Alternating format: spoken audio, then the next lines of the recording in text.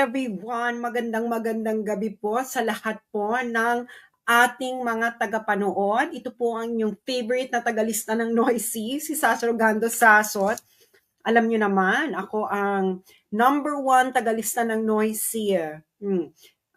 I-share nyo na po ito ngayon din para po sa kaliwanagan ng lahat. Ito na po ang ating alam niyo naman ang bagyo, hindi ba? Sunod-sunod yan. Ito po ang susunod na signal number 4. Di ba? Ginagather ko kasi lahat ng, alam mo yon, ng mga kulang-kulang na pag-iisip ng mga kung sino-sino. Kasi, naloka sila sa aking unang pasabog, no? Umaabot na siya ng 1 million views. Kanina lang siya 7 hours. So, hindi na nila malaman kung paano nila lulusutan. Lalo na't inaddress ko ang mga sundalo at mga pulis. Dahil totoo naman, hindi naaayon, wala pong basis sa batas ang ginawa nyo kay Duterte. Ito ipapaliwanag ko ng tuluyan. Alam nyo, may mga nagrebat-rebat, sumagot. Hindi ba napilitan ng sumagot ang Malacanang? Hindi ba? Hindi naman nila nire-relate na ako yon, pero ako nga ang number 1 Noisy doon. So ngayon, i-address na ngayon natin. Alam mo, Claire Castro, favorite pa naman kita. O yung mga nandyan, i-click nyo na share para malaman yung lahat, yung mga nasa bahay, i-project nyo to sa screen, manood kayong magkakapamilya. Okay? Para malaman ninyo kung paano kayo dinorobo, binubudol ng gobyernong BBM administration, lalo na kayong mga sundalo at pulis. Makinig kayo. Di ba? Kayo kayo makinig doon sa Kabataan Party List na miyembro ng tumitegi sa inyo. So, i-share nyo ngayon to sa mga kakilala nyong kasundaluhan, kakilala nyong lahat, yung mga nagti-TikTok, mga nag-YouTuber, huwag na kayo humingi sa akin ng permission. Wala pong copyright ang aking mga pinagsasabi dito. If you feel value in it, share it, share. Okay.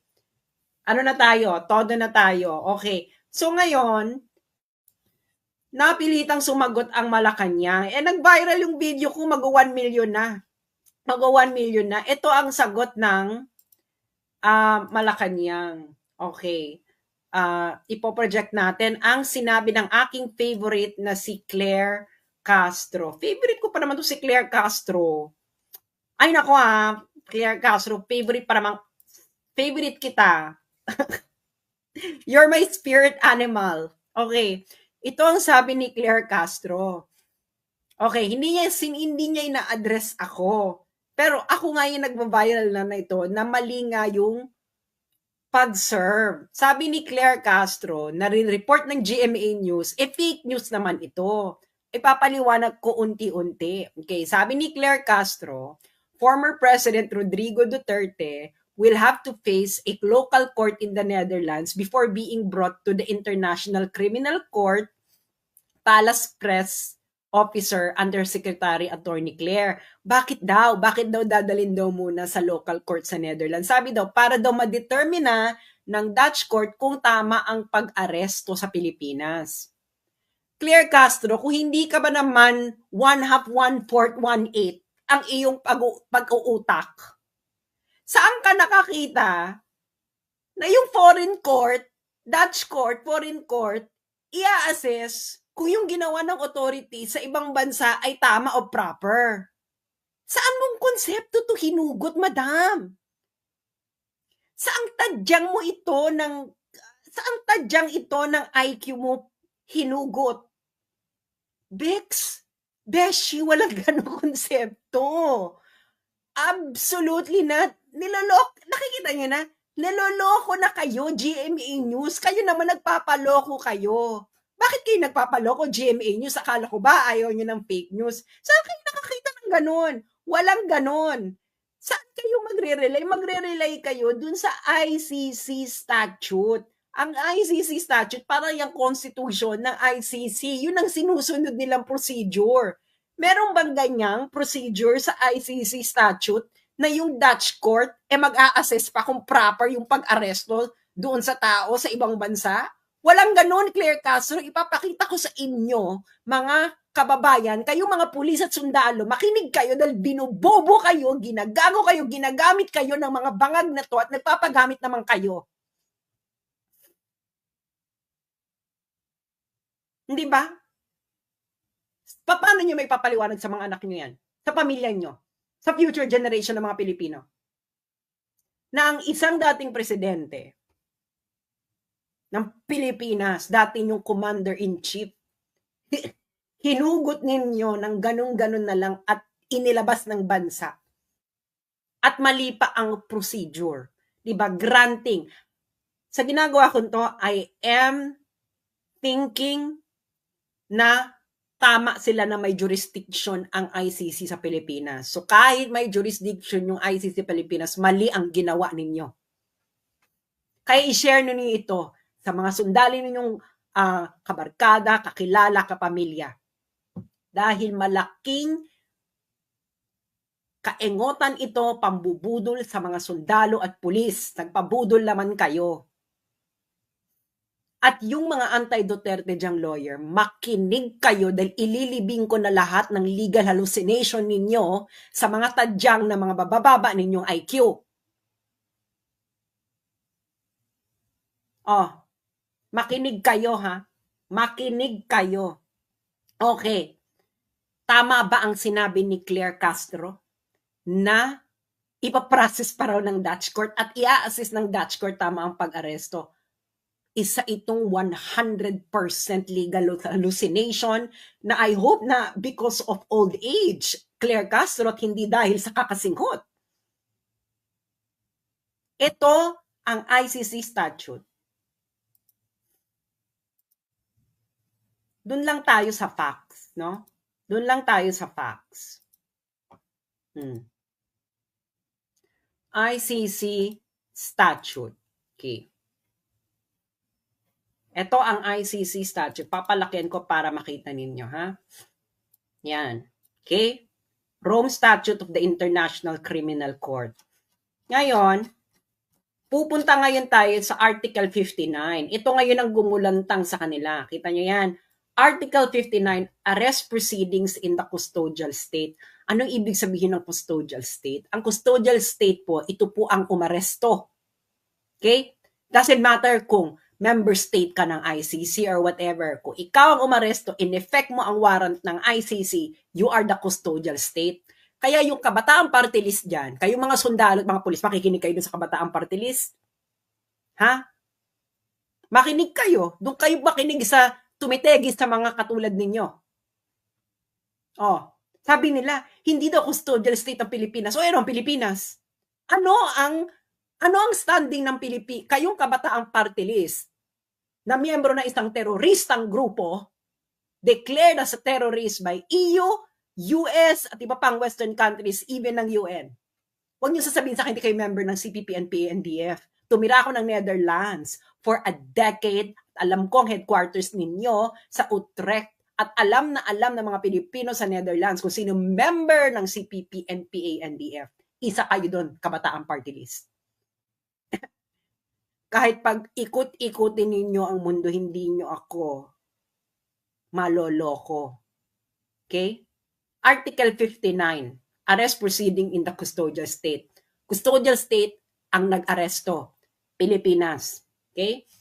Pupunta ngayon tayo. Page 41. These are all available online. Bakit ba feeling ninyo, maluloko ninyo ang mga Pilipino? Ha? Ibig sabihin, yan lang ang gusto nyong gawin. Lokohin ninyo ang mga Pilipino. Okay, Article 59. Okay. Dito muna tayo, batas muna tayo, ha? Saka tayo mag-application. Batas. Arrest proceedings in the custodial state. Okay.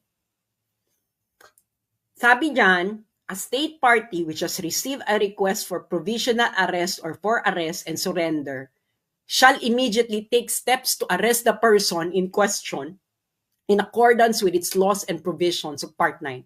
Deadmine na muna natin yung Part 9.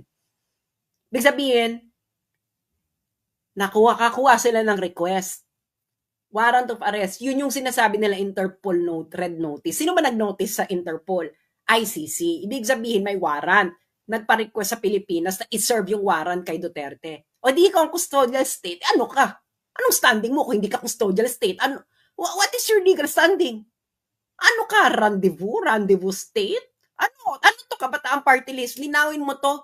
May nagsabi sa akin, kagagraduate mo lang ng law school. Well, congratulations, no? Na natanggap ka sa bar. Pero aminin na natin, 5 units lang ang international law sa Pilipinas. Hindi ba? Leiden University to, tol. Oh, inaresto. In-effect mo ang warrant. Okay, anong susunod? Step 2, Article 59.2.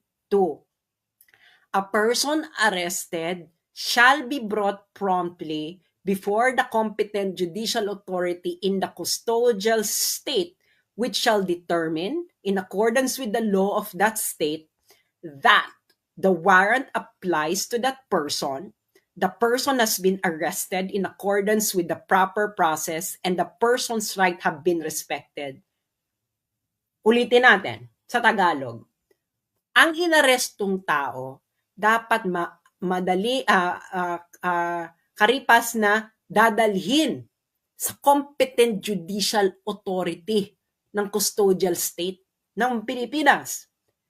Ang competent judicial authority, in accordance with the law of that state, ay magdedetermine kung ang warrant ay applies doon sa inaresto. Yung person na inaresto ay naayon sa tamang proseso at nirespect ang karapatan ng taong inaresto. Ikaw, Claire Castro Bangag, asaan dyan ang Netherlands? Saan mo ipapasok dyan, madam? Kung bar exam ito, madam, at ito lang ang tanong, bagsak ka, Becky. Yung mga nakikinig dyan sa akin, nasaan dyan ang bansang Netherlands? Kung ma-justify mo kung nasaan dyan ang Netherlands ba ang custodial state? No. So, bakit ikaw na umaresto, Pilipinas, ang sasabihin mo, ang magdidetermina kung tama ang pag-aresto mo ay korte ng Netherlands? Saan ninyo hinugot ang katarantaduhang konseptong ito? Claire Castro, papaano ka pumasa ng abogasya na hindi mo muna binasa ang batas bago mo ibuka ang bibig mo? Kung gaano mo binuka ang bibig mo, gaanon kakitid ang utak mo. Sino ka, madam? Nasa tamang pag-iisip ka, may nakikita ka ba na hindi namin nakikita dito sa Article 59 na kung paano ang tamang pag-aresto? Kayo nga, mga nakikinig kayong sundalo at pulis. Mali ba ako? Kung mali ako, maghain kayo, ha? Maghain kayo, mga sundalo at pulis. Maghain kayo. Okay? I don't know. Mag-ano kayo dyan, military court, mag-aing kayo. Tapos pauwiin nyo ko at sabihin ninyo na mali ako at ginagago kayo mga sundalo at pulis at i-firing squad nyo ako kung mali ako. Pero kung ako ay tama, anong ginawa sa inyo?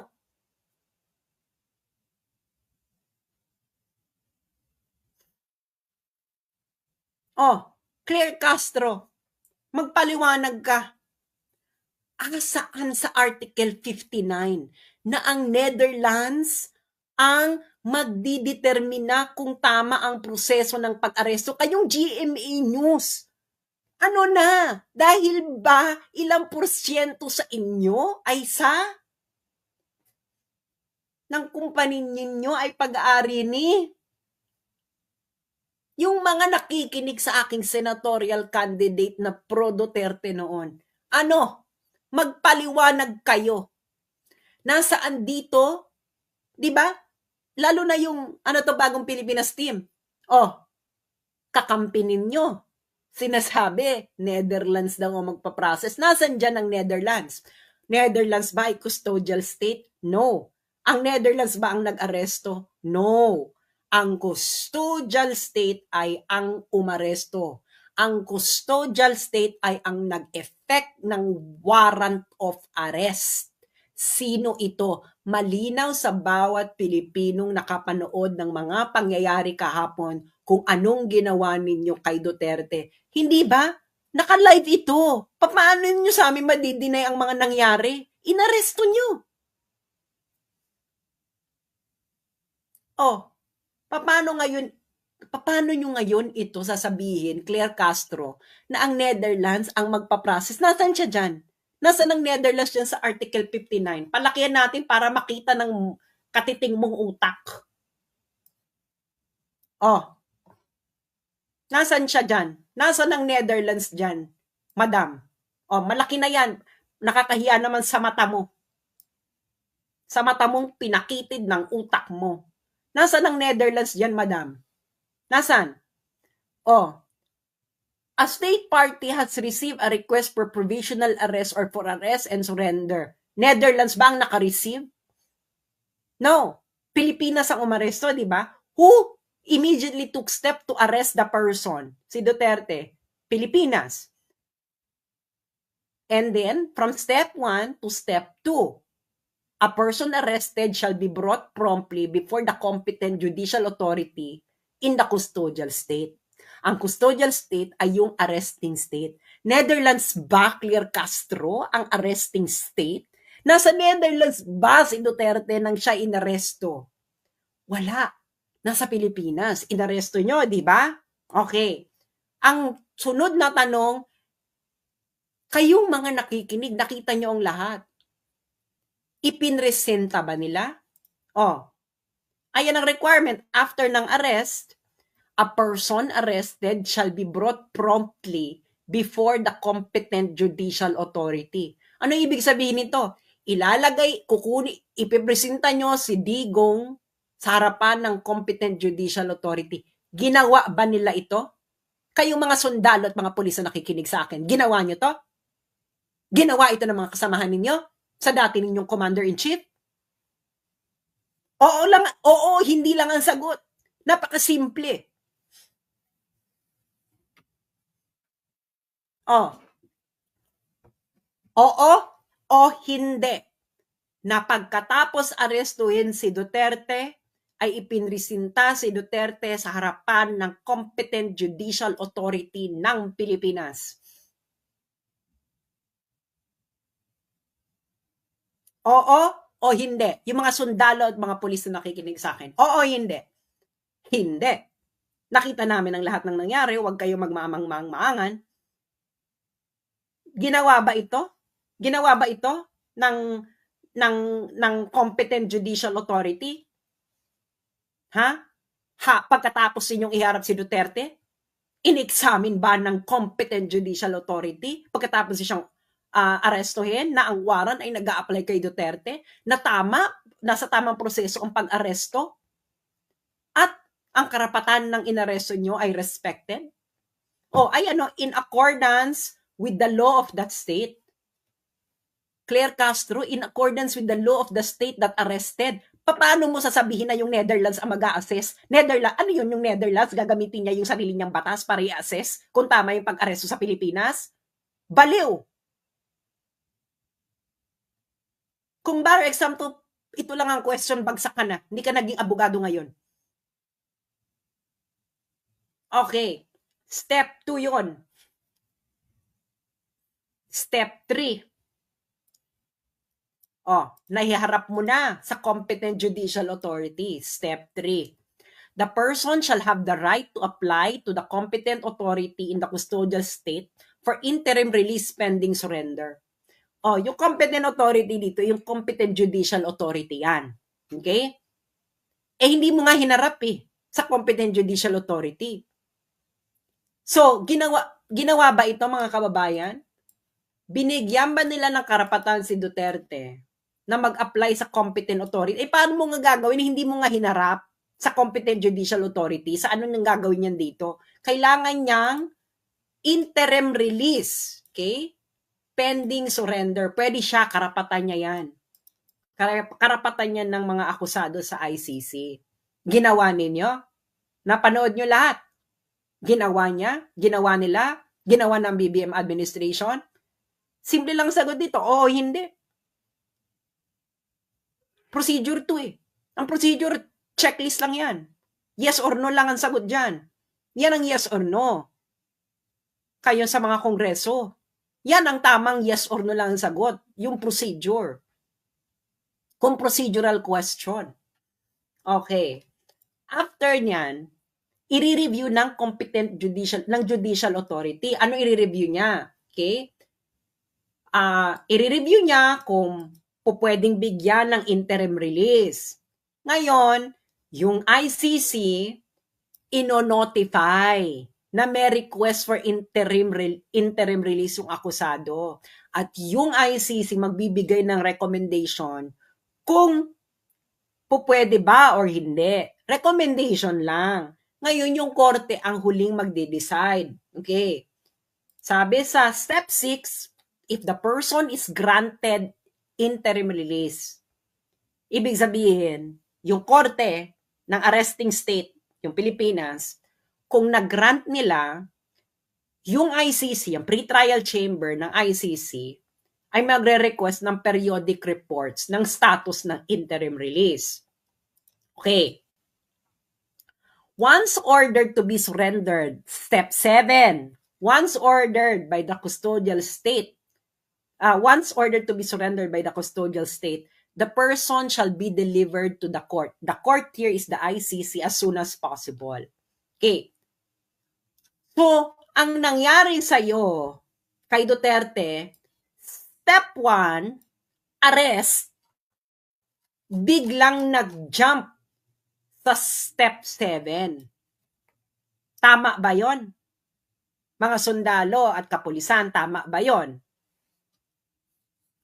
So, ano ang basihan mo, BBM Bangag, na ginawa mo ang step 1, inaresto mo, inignore mo ang step 2, step 3, step 4, step 5, step 6, at nag-jump ka sa step 7. Kaya ka ba bumagsak sa Oxford?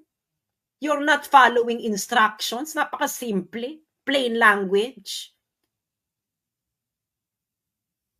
Oh, yung mga taga Mindanao, makinig kayo. Tama?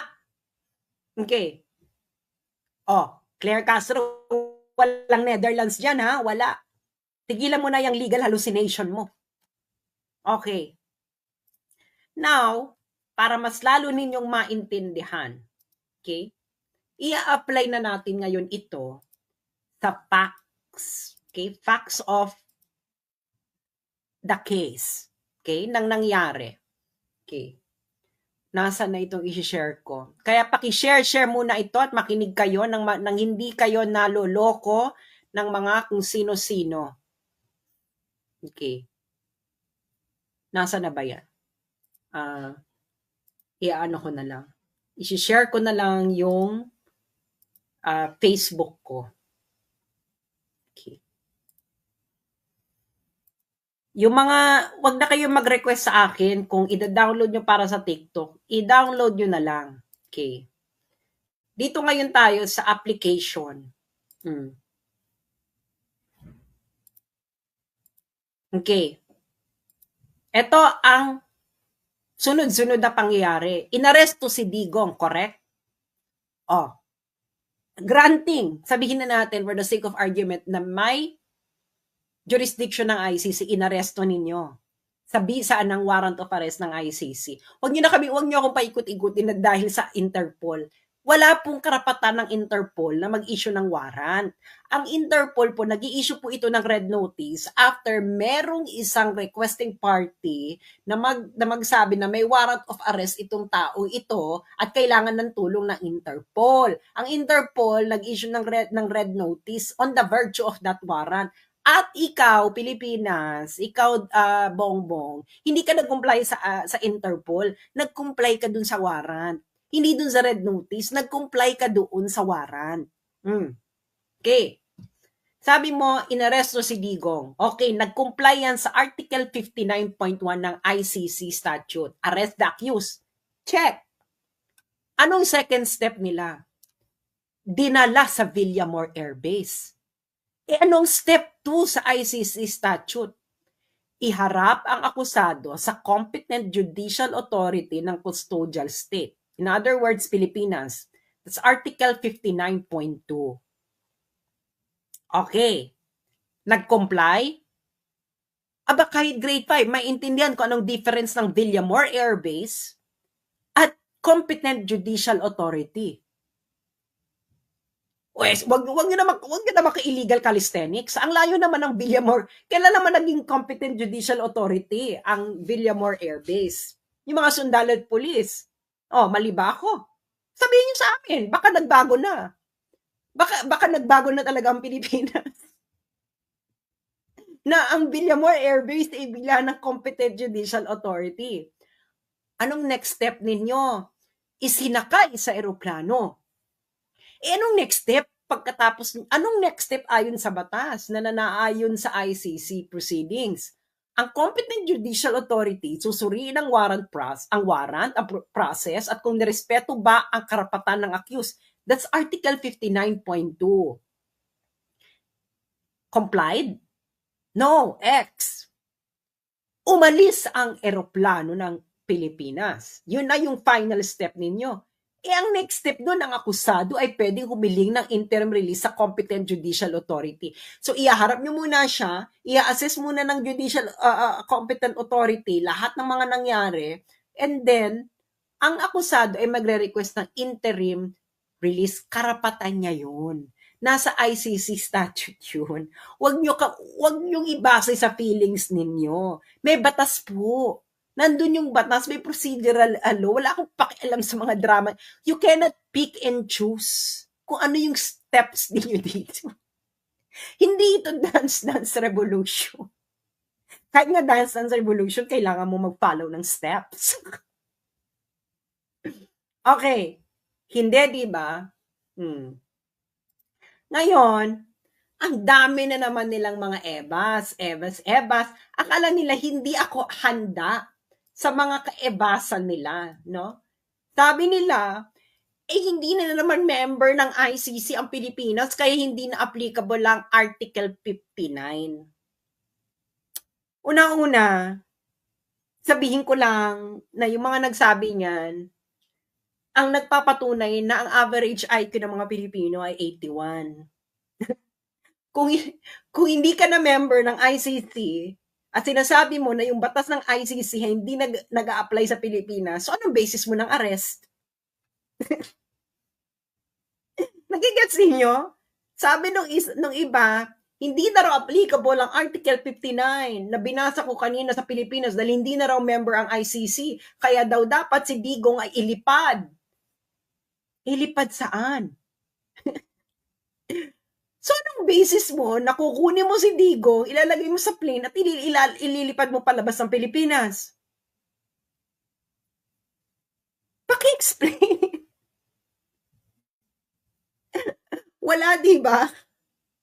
Doon pa lang, safe lang ka na. Kung hindi na member, anong basis mo na tinanggal mo si Digong? Hindi naman voluntary si Digong na sumama sa airplane. He was arrested by Torres live in front of the Filipino people. Tapos sasabihin mo, hindi inaresto? O ano yun? Ano nangyari kung hindi siya inaresto? Ano ba to, party invitation ba ang ginawa ni Torres? Meron bang party sa Netherlands? Sinabi ba ni Torres kay Duterte na, Digo, may party sa Netherlands. Gusto mo may libreng aeroplano? Ganun ba nangyari? Hindi ganun ang nangyari. Oy, inaresto, you are the arresting country. So, susunod ka. Ikaw nga nag-arresting country. Okay. Ngayon, papatulan natin. Sabi daw, hindi member, hindi applicable. Okay. Ngayon, may nangyaring similar na ganito, no? Pinaliwanag ng ICC itong Article 59 kung ano ang responsibilidad ng arresting state, kung saan inaresto yung tao. Papakita ko sa inyo yung jurisprudence. Sa jurisprudence na tayo ngayon, mga law din. Akala hindi all pinagsasabi ko. Lalo na yung mga nagsasabi na huyo daw para i-discuss. Ngayon, huyo kayo ngayon. Okay. Jurisprudence na tayo, di ba? Okay. Para dun tayo sa mas exciting parts. Okay. Jurisprudence. Okay. Anong jurisprudence ito sa ICC? Ito ay ang jurisprudence ng situation in Libya in the case of the prosecutor versus Saif al-Islam versus Gaddafi. Okay? Kung natatandaan ninyo, ang Libya po ay hindi po ito member ng ICC. Ngayon, paano ngayon sila napasa ilalim sa jurisdiction ng ICC? Dahil meron po sa Rome Statute na ang UN Security Council ay pwedeng magpasa ng resolution na ire-refer nila ang isang sitwasyon sa ICC para investigahan. Kaya napasa ilalim sa jurisdiction ng ICC ang Libya kahit ang Libya ay hindi ito miyembrong bansa. May ganun pong procedure. Okay. Ngayon, i-search nyo to. Number ICC 00111-0111, date April 4, 2012. Okay. Dapat yung may date kasi lahat ng references nila ito dito sa kasong ito. And then, hanapin nyo ito April 4, 2012. Okay. Ngayon, sa paragraph 19,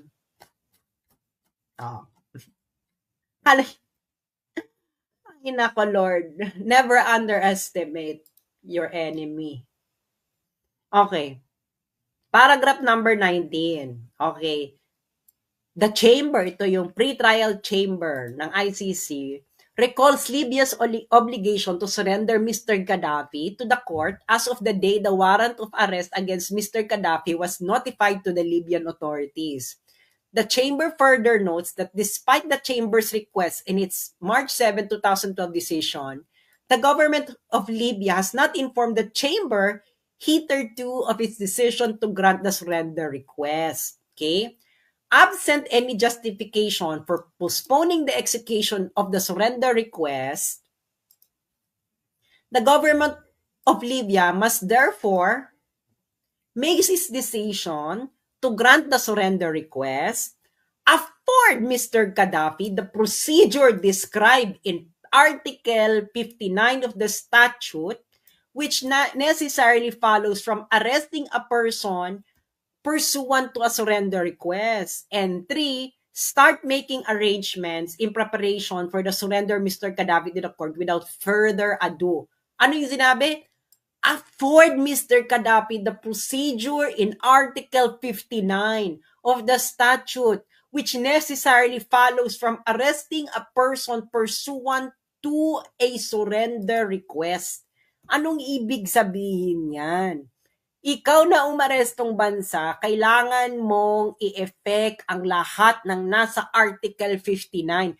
Libya na to, hindi sila miyembro ng ICC. Kaya yung mga nagsasabi niyan, hindi na naman tayo member, ulul. It applies to the arresting state who would like to comply to the surrender request ng ICC. Kese hodang sino ka pa. Dito nga lang mas matindi dahil ang UN Security Council binigyan ng kapangyarihan ang ICC na imbestigahan ang Libya. So, ang basis ng jurisdiction dito ng ICC ay ang UN Security Council resolution.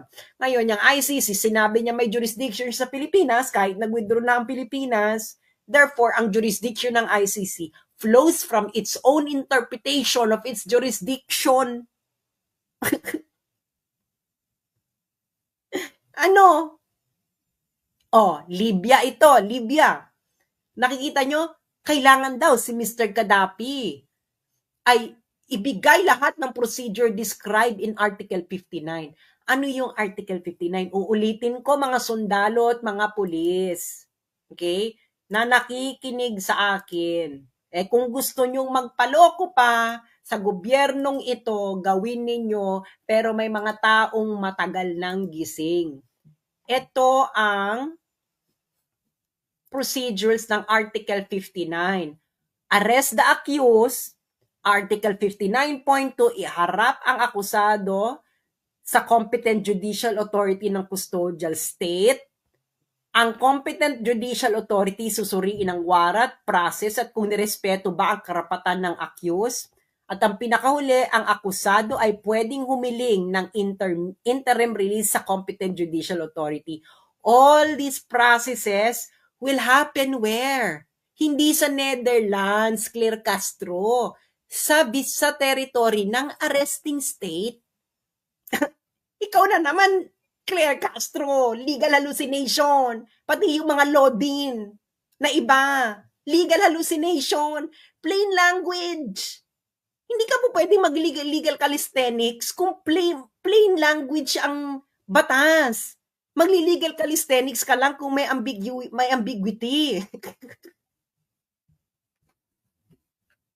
Hindi ba? Actually, hindi rin.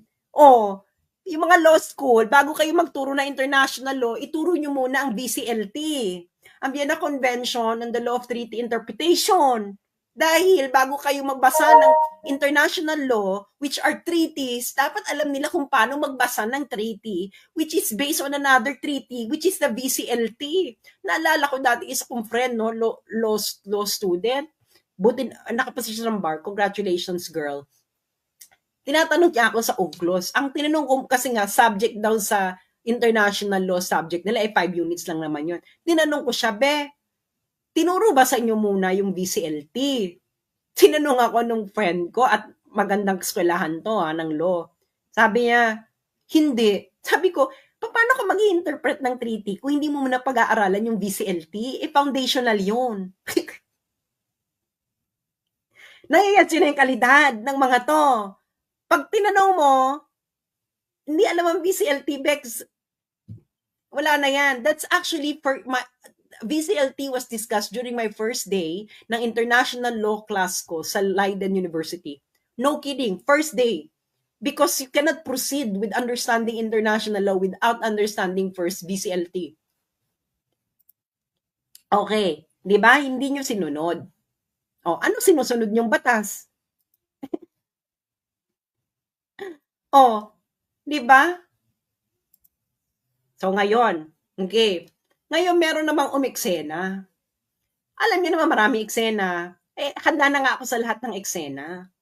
So, pero ipapakita ko yung eksena. May nag-report lang naman sa akin ng may umeksena. Okay. Hindi na, wag niyo siyang bebenggahin Pero kasi siya yung nag-report ng eksena. Okay. Share natin. Kayo naman, handa ako, Day. Hindi ako sumusulong sa isang okay, ito yung nireport niya. Sabi niya, merong same case si John Pierre Bemba, 2008, transferred din siya sa Netherlands by Belgium authorities without judicial review. Wala daw judicial review si John Pierre Bemba. Okay. Bibigyan ko kayo ng background kay John Pierre Bemba. Si John Pierre Bemba ay Congolese authority. Paano na rin siya napasakop sa jurisdiction ng ICC, UN Security Council resolution din. Yan kay Bemba. Okay. UN Security Council resolution ba yan kay Bemba? I-fact check nyo ako. Okay. Now, ngayon, asa na ba ito, ko ni Bemba? Okay, ngayon, itong mga to, wala daw judicial review yung kay Bemba. Inarrest kasi si Bemba nasa Belgium. Si Belgium, inaresto siya. Sabi dito na nag-comment, siguro napulot niya sa mga nagre-rebat sa akin, wala daw judicial review. Kaya, nag-proceed daw nag-proceed daw ang case because ICC daw prioritize justice over procedural technicalities. Kaya siya nag-proceed kasi nga wala lahat ng procedural technicalities sinunod ng Belgium. Bibigyan ko sa inyo ng evidence. Hanapin ko Alam ko, hello? Alam ko international law. Saan ba ako nag-aral ng international law? Sa The Hague. Ay, nako. Hanapin ko to kay Bemba. Bemba. Para makita nyo, ano lang tayo, facts. Diba? Doon lang tayo sa facts. Huwag tayo sa mga legal hallucination. Diba? Bakit naman kasi kayo magli-legal hallucinate? May jurisprudence. May batas. So, bakit kailangan ng legal calisthenics? Kailangan magpo-proceed ko muna ng what is the letter of the law and then jurisprudence.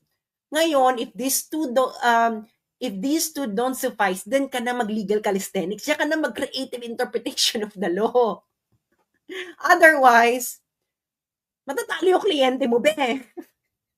Tanungin niyo sa mga abogado. Pag yung abogado niyo nagki-creative interpretation, talo ka.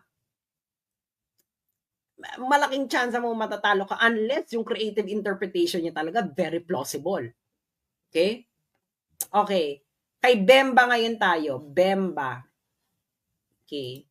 Si Bemba, wala daw judicial review.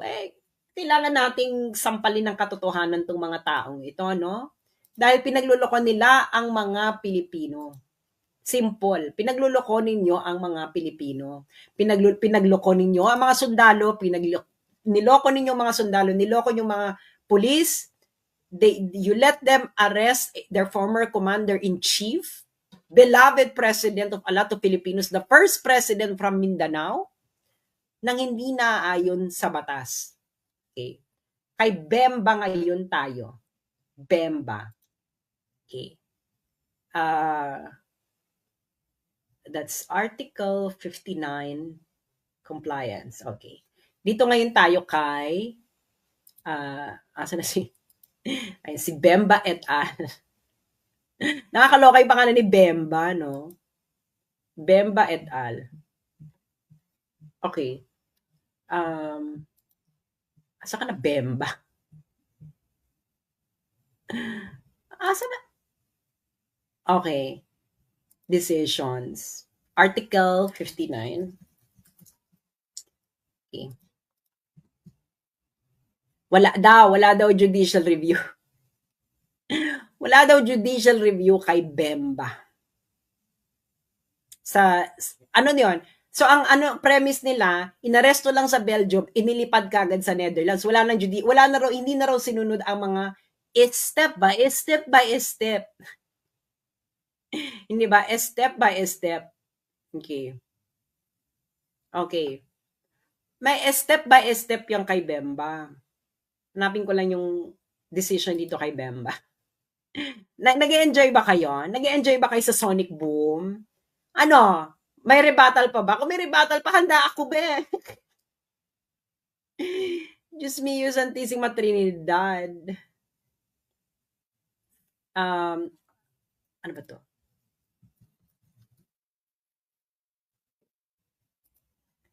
Kasi dapat eto. Kasi French kasi, punyet. Hindi po ako marunong mag-French. Okay. Ito. Nahanap ko na. Buti may English. Okay. Tagal naman mag-load, ICC. Ito. Top screen. I-share na natin yan kay Bemba. Si Bemba daw. Walang judicial review. Okay. Alam nyo, kayong mga nagpapakalat ng mga legal hallucination, makinig kayo. Okay. Ang nakikita nyo ngayon, ito ay ICC 01-05-0108, June 23, 2008. Situation in the Central African Republic, the prosecutor versus Bemba Gombo. Okay. Ano to? Tungkol saan to? Recommendations to the Chamber French. Wag na tayo Chamber de blah, blah, blah, Brussels Court of Appeal, pursuant to Article 59 of the Rome Statute. Ano ibig sabihin nito, friends? Ito yung mga gustong maghanap, ha? Ayan, ito ang hanapin ninyo. Yan. ICC 01-05-0108, June 23, 2008. Yung mga abogado, makinig kayo. Ano to? Okay? Saan galing ito? Saan, anong pagdidesisyon nila? Recommendation nila doon sa Belgian Court, sa Brussels Court of Appeal. Brussels Court of Appeal, labi! Bakit ngayon sila nag-recommend sa Brussels Court of Appeal? Kasi nga may judicial review, mga best. Hindi ba sinabi ko na sa inyo, may step? Ano yung isang step? Ipapakita ko ba yung step? Ipapakita ko yung step para yung mga yung may legal hallucination, okay? Para yung may legal hallucination, para maka-follow. Para naman maka-follow yung mga nagli-legal hallucination, di ba? Mamaya ka na ta. So pakita ko ng step to dun sa Article 59. Anong step yan? Okay, step. Okay. Anong step yang pinakita ko kaninang desisyon? Okay, Article 59. Papakita ko sa inyo ha, anong step yan?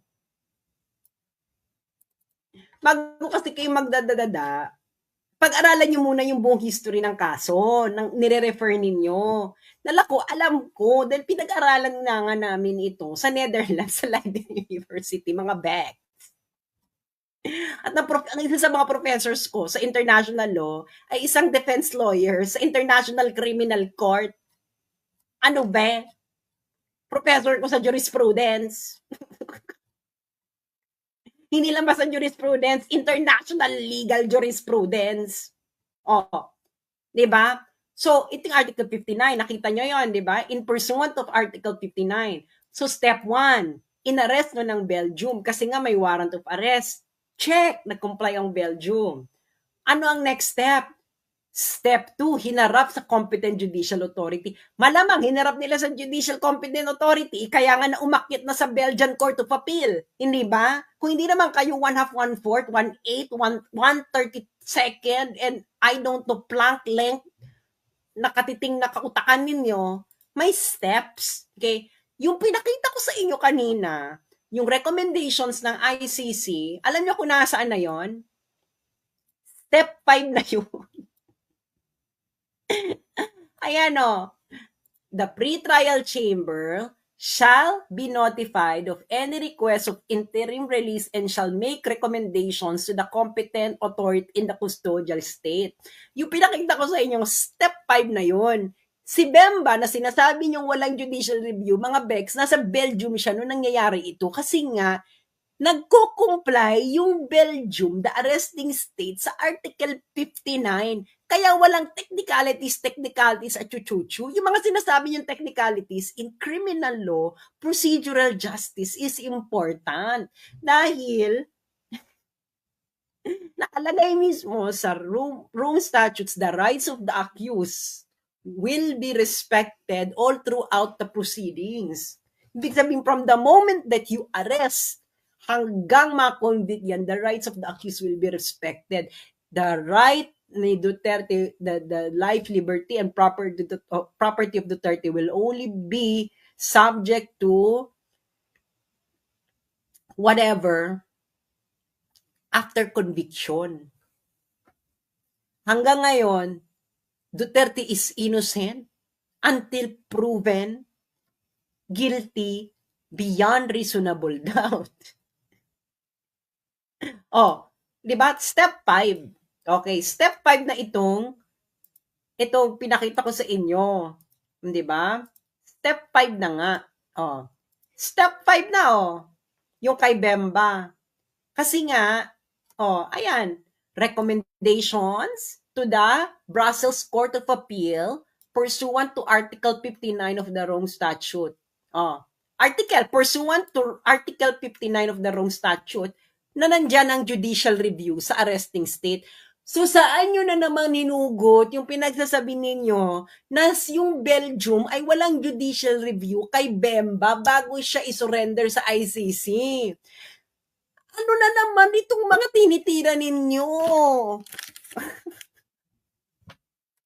Pentel pen ba ito? Oh, may judicial review ang Belgium. Babasahin natin kung ano nangyari, di ba? Oh, sabi on May 23, 2008, the chamber issued a warrant arrest against Bemba. Okay. That same day, on the basis of the warrant of arrest, in accordance with Article 92 of Rome Statute, the chamber requested the Kingdom of Belgium provisionally arrest Mr. Pierre Bemba and ensure his safety until his final surrender to the registrar of the court. When issuing the warrant of arrest, the chamber considered there were reasonable grounds, etc. Okay. The warrant of arrest was executed by the competent authorities of the Kingdom of Belgium. Nandun kasi si Bemba, sa Belgium. So yung Belgium ngayon, ang custodian state. Nasa Belgium si Bemba eh. Ngayon, on May 30, the Council for Missing Pierre Bemba filed a French ito. Ito yung interim request for liberty. Okay. Ngayon, yung Court of Appeals ng Belgium, binigyan siya ng recommendations ng ICC. So, merong judicial review, mga Bex. Nagigets ninyo? May judicial review bago siya sinurrender sa ICC. May judicial review saan? Class? Sa custodian state. Ano uli yung custodian state? Ang custodian state, ang arresting state. Ngayon, dinebank ko ba kayo nang hinugot ko lang sa tadyang ang mga argument ko? Hindi. Dinebank ko kayo according to what? Plain reading of the law, ICC statute, and jurisprudence of the ICC. Ngayon, kayong mga nakikinig sa akin, mga sundalo at pulis, ano ngayon ang ginawa sa inyo ng BBM administration? Tell me. Were you acting on the presumption of regularity? Paano regular? Hindi nga, Torres was not acting on presumption of regularity. Torres was acting on the condition of the ignorance of the process of the ICC. And ignorance of the law doesn't excuse anyone. Kahit si General Torre ka pa, ay yun ay kung kayong mga pulis at sundalo ay loyal pa sa Constitution. That's my challenge to you. Are you still loyal to the Constitution? Ang linaw, di ba? Nakita niyo yung ginawa kay Bemba. Nakita niyo yung sinabi ng trial chamber court kay Gaddafi. Yung ginawa ng Belgium kay Bemba. Sinabi noon sa desisyon kay Gaddafi na Article 59 dapat i-afford kay Gaddafi ng Libya, the arresting state. Si Bemba na inyong pinagmamalaki, etos garbanzos, binigyan din siya ng Article 59, nag-comply din ng Article 59 ang Belgium bago siya isinurrender sa ICC. Kayong mga sundalo at mga pulis na nakikinig sa akin ngayon, granting, let's say, for the sake of argument that ICC has jurisdiction over the Philippines. Okay? Let's say, for the sake of argument, just for the sake of argument, okay? Ginawa ba sa pag-aresto sa former Commander-in-Chief? Ha? Hindi ito ginawa kay Erap. Hindi ito ginawa kay Arroyo. This is the first time that this was conducted in recent memory to a former head of state of the Philippines. Hindi ba? Si ERAP nga na pinatalsik ng upheaval na nagkaroon ng people power and coup combine laban kay ERAP. Binigyan pa siya ng karapatan. Hindi ba? Si Duterte, what did he do? Ha? Kayo mga sundalo at pulis. No, huwag niyo sasabihin may presumption of regularity. Presumption of regularity is premise that the officer actually knows what is regular.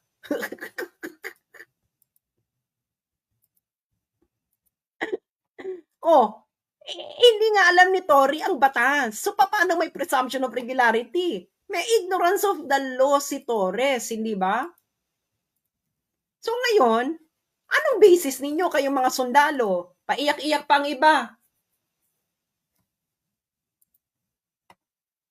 O ngayon, alam nyo na mali ang ginawa ninyo. Anong gagawin ninyo? Tatanga-tangahan na lang tayo.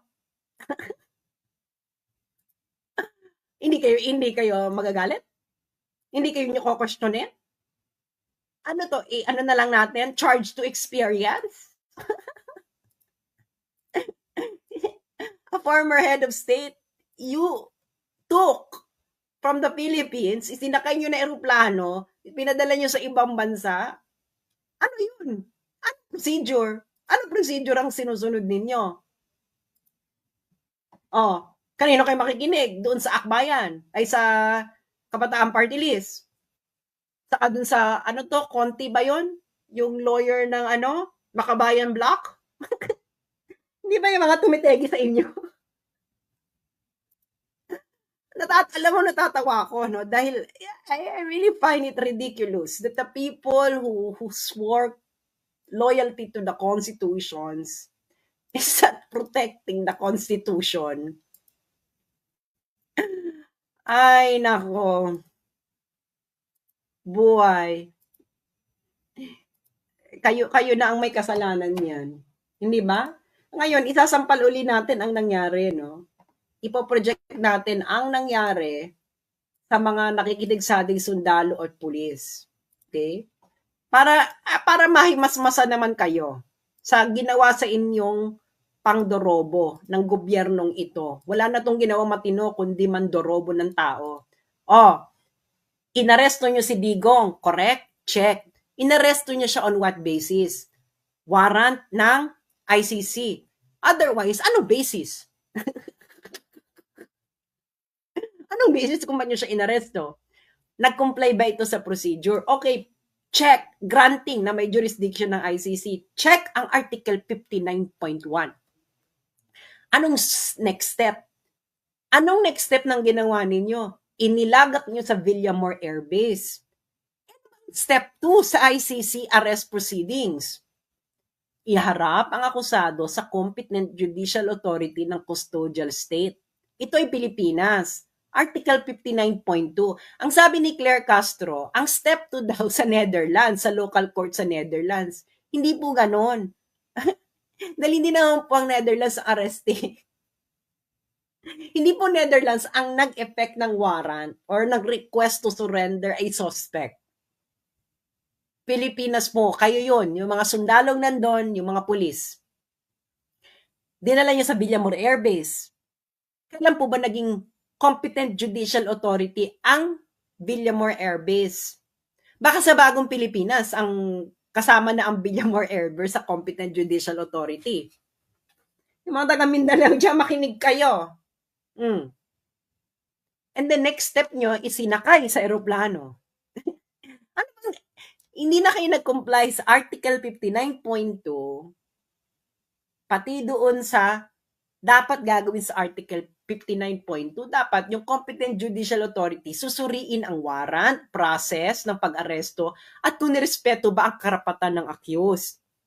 Kasi sinakay nyo nga sa eroplano eh. Si Torre ba ay competent judicial authority? No, arresting officer. Dapat ang ginawa ni General Torre, hinuli niya, ipinresenta niya sa harapan ng hukuman. Dahil yun ang nakalagay sa arrest proceedings ng ICC. Oh, Ngayon, kung hindi mo ginawa yan, anong basihan mo ng ginawa mo? Oh, anong basihan yun ng ginawa ninyo? Mamili kayo, ICC statute, Philippine Constitution, Rules of Court of the Philippines. Which one? Para mahimay natin kung nagko-comply. Which one ba? ICC statute, Philippine Constitution, Rules of Court ng Pilipinas. Which one nag-comply? Nakita nyo na hindi nag-comply ng ICC statute. X lahat. Philippine Constitution nag-comply ba? Hindi ka nga po pwedeng dumiretso muna sa Philippine Constitution kasi sabi niyo may jurisdiction ng ICC. So ngayon, the rules of the ICC in arresting a suspect of a proceeding in the ICC is going to part of the domestic law of the Philippines. So ang umiiral na batas ngayon, kung sinasabi nyo ang Pilipinas ay under jurisdiction ng ICC, then it is the Article 59 is in operation sa Pilipinas. Ngayon po pwede nyo naman sabihin hindi operational ang Article 59. Kung hindi operational ang Article 59, ano yung basis ninyo ng arrest? Article 59, arrest of the accused, ginawa ninyo. Sabi nyo Article 59 hindi ito applicable. Bakit applicable ang Article 59.1? Pero yung ibang items sa Article 59 hindi applicable? Ano yan? Select and choose. Tapos na to, choose your own adventure? Ano bang ginawa niyo sa ano? Ano bang ginawa niyo sa Malacanang? Ganito ba? Ganito, bulag-bulag point, ay, Article 59.1 lang. Ganun ba yan? Ganyan bang ginawa ninyo? Tapos yung mga sundalo, mga pulis naman, ginawa niyong tonta. Pinapunta ninyo doon, kunwari, compliant. Kukunin niyo yung tao, Pilipino, tatanggalin niyo ng Pilipinas. Isa sa kanyang aeroplano, tatanggalin niyo ng Pilipinas.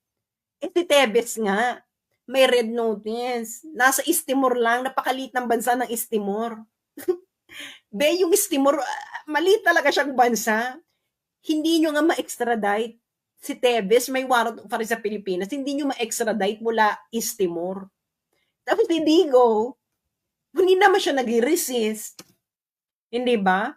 Pero hindi niya siya sinabihan ng karapatan niya. Na karapatan niyang, ano yun sa mga karapatan? Humiling ng interim release sa competent judicial authority. And that will only happen after you present him before a competent judicial authority. Yun dapat ang ginawa ni General Torre. Hindi yun ang ginawa ni General Torre. Even the ICC jurisprudence on Gaddafi says that na pagkatapos mong arestuhin after effecting a warrant of the ICC, Article 59 will apply to the suspect. Kahit sino pa yan. Kahit dun kay Bemba. Yung kay Bemba, may judicial review. Kayo yung mga nagsasabi sa inyo na walang judicial review yung kay Bemba. Yung mga magpapakalat niyan, that is incorrect. 100% incorrect. Pinakita ko na sa inyo, hindi ba? I-review nyo na lang. Hindi ba? Merong judicial review.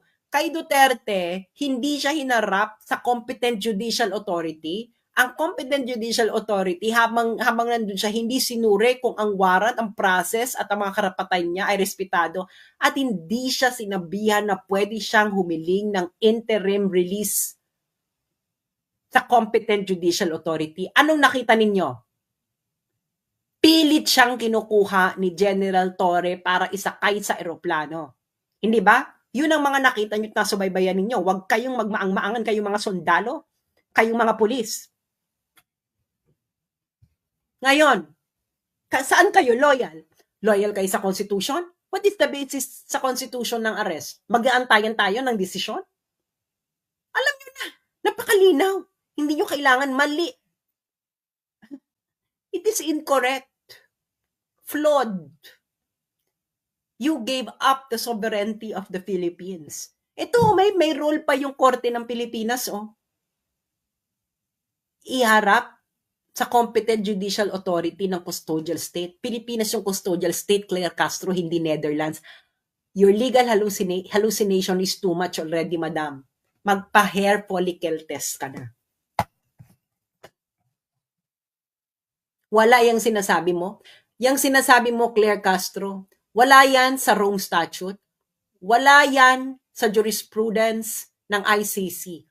Walang papel ang Dutch court sa pagsusuri kung ang pag-aresto sa akusado ay proper. Unless na citizen nila ang involved, one, resident nila ang involved, two, or kung yung tao ay inaresto doon sa territory ng Netherlands. Doon lang nag-activate ang Dutch court in order to comply with Article 59. Yang sinasabi mo, Claire Castro, kayo namang GMA News 7, pinapakalat niyo ang kabubuhan ni Castro, halatang halata kayong GMA News kayo ay mga bayaran kayo ni Marcos ngayon, na hinahada niyo si Marcos, nagpapatira kayo sa puwet sa mga Marcoses ngayon, binobroadcast niyo naman yung katangan, wala ba kayong legal researcher? Hindi niyo ba kaya? Ang mahal-mahal ng, ang laki-laki ng kinikita ninyo ah. Tapos puro kabubuhan pinapakalat niyo sa mga Pilipino. O, yung mga sundalo at mga pulis, naniniwala naman kayo. Uto-uto.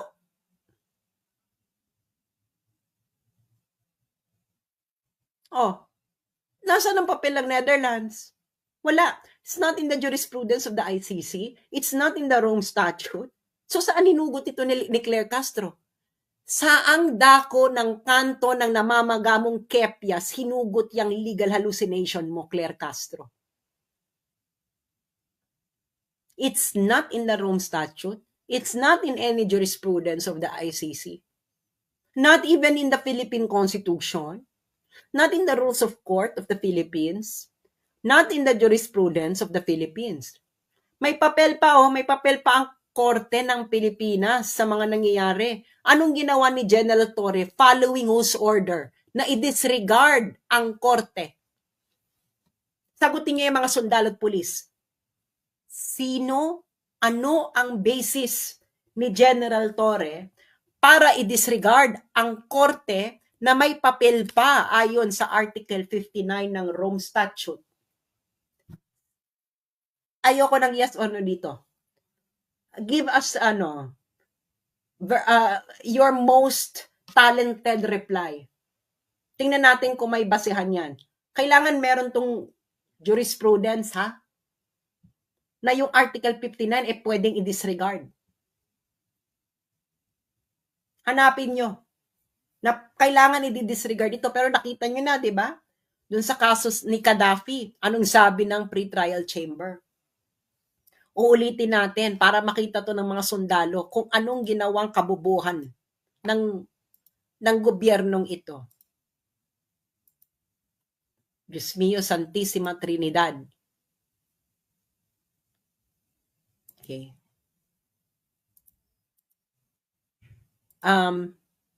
Papakita ko uli yung kay Gaddafi ha, para malinaw ang lahat. Ito ba yung kay Gaddafi? Oh, ito yung kay Gaddafi. Oh, jurisprudence to ng ICC. Pre-trial Chamber 1, ICC 01110111 April 4, 2012. Pupunta ka ng paragraph 19. Anong sabi? Oh. Government of Libya, siya yung mag-aaresto, mag-effect ng warrant of arrest, afford Mr. Gaddafi the procedure described in Article 59 of the statute, which necessarily follows from arresting a person pursuant to a surrender request. Oh, Gaddafi na yan ha. Yan ang sinabi ng ICC. Pagka-aresto mo, ibibigay mo sa inaresto mo dito si Mr. Gaddafi, procedure described in Article 59 of the statute, yung diniscuss ko, which necessarily follows from arresting a person pursuant to a surrender request. So, ibig sabihin, pag may inaresto ka in pursuit ng surrender request ng ICC na yun ang nangyari, you will afford the accused the procedure described in Article 59. So ngayon, yung mga nagre-rebat-rebat sa akin, humugot kayo ng jurisprudence sa ICC justifying yung sinasabi ninyo na Article 59 does not apply to the Philippines. Dahil kung wala kayong mahugot, sama-sama kayong sanang mag-crashing sa taas ng amats ninyo.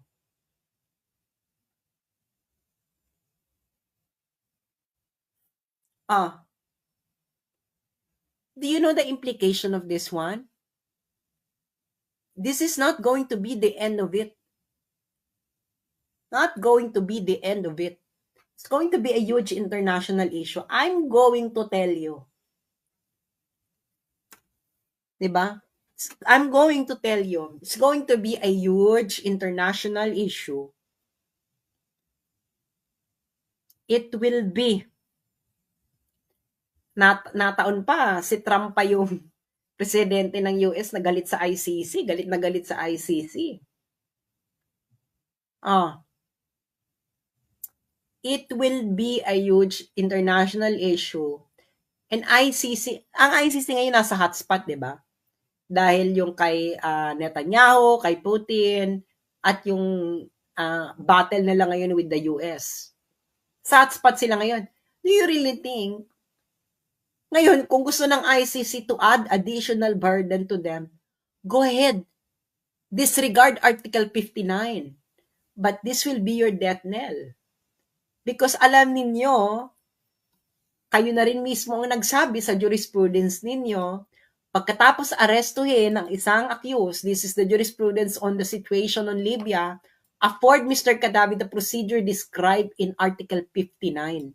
Ginawa ba yan sa Pilipinas? Ginawa ba? Ginawa ba kay Duterte? Napanood nyo lahat. Yung mga nakikinig sa aking sundalo, ginawa nyo? Ginawa ba ng gobyernong Bangang? O di malinaw na this is political. So you have been a tool not of law but of politics. Ano pa ba? Hindi na ayon sa batas eh. Diba? Ito nangyari, inaresto si Digong, dinala sa Villamor Air Base, isinakay sa eroplano, umalis ang eroplano ng Pilipinas. Paano naging compliant yan ng Article 59? Diba? O choose your, i-screenshot nyo ngayon, pag-aralan ninyo, lalo na may mga sundalo, diba? Pag-aralan nyo mabuti yan. Diba? Diba? Yang pula, yaan ang procedure. Yung blue, yan ang ginawa ninyo ng bangag na administrasyon. Ano ba yan? Nagtutugma ba? Screenshot ninyo, kayong mga nakikinig, screenshot ninyo, pag-aralan nyo, itulog nyo muna, pag-aralan nyo kinabukasan, sa inyong inuman, pag-usapan ninyo, kung magkakatugma ba yung batas sa ginawa.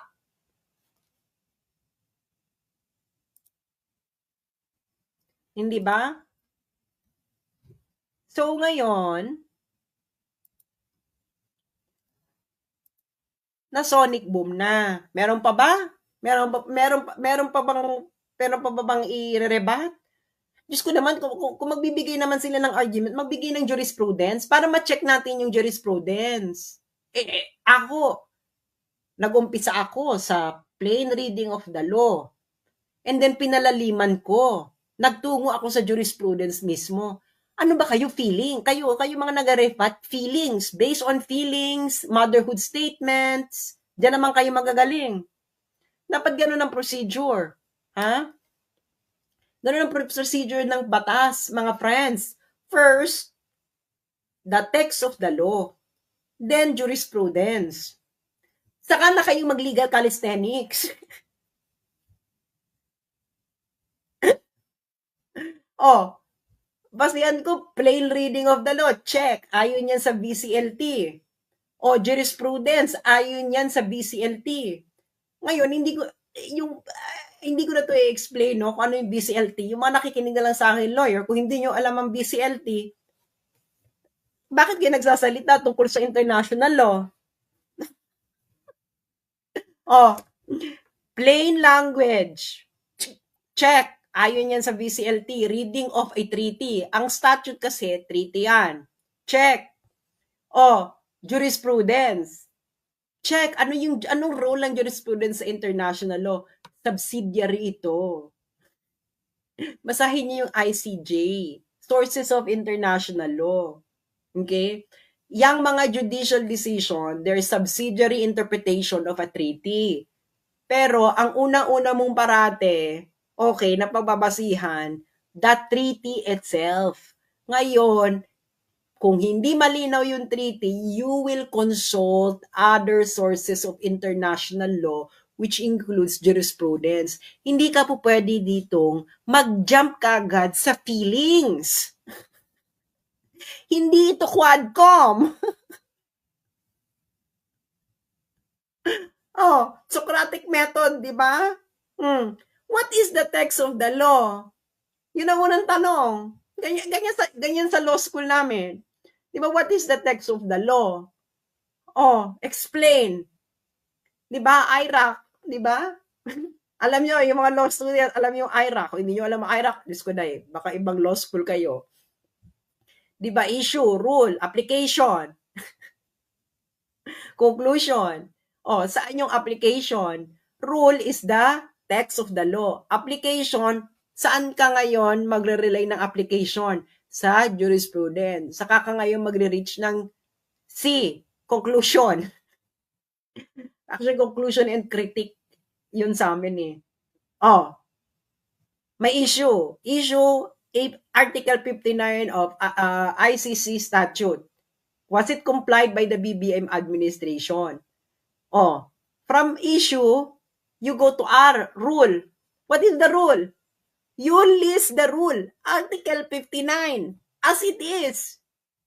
Oh, application. Application, you begin with the plain reading of the text. BCLT. Yan ang rule sa BCLT. Oh, ngayon, kung gusto mo pang palalimin, kung medyo malabo pa sa iyo yung meaning ng Article 59, you go to what? Other sources of international law as subsidiary to interpret the treaty. What is the treaty here? The ICC statute. And then after you apply it with the facts, you go to the conclusion of your issue. So what is the issue? Was Article 59 complied with by the BBM administration? Let the debate begin.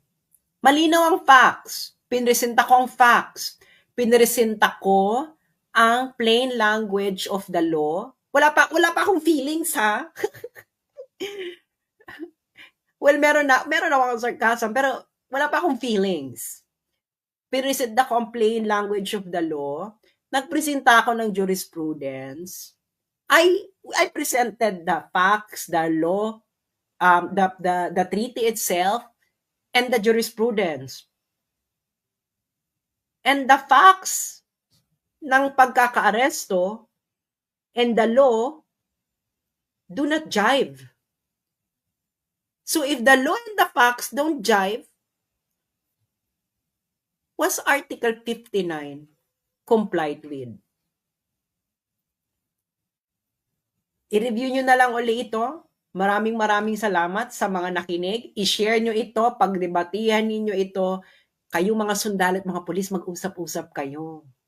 Niloko kayo ng BBM administration.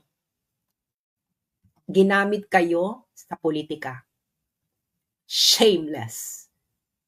A Marcos will always be a Marcos. Malaki natin itong kasalanan. Maraming salamat po sa inyong lahat. And this is not the end of it. This will go international. Binabalaan ko na kayo, DFA.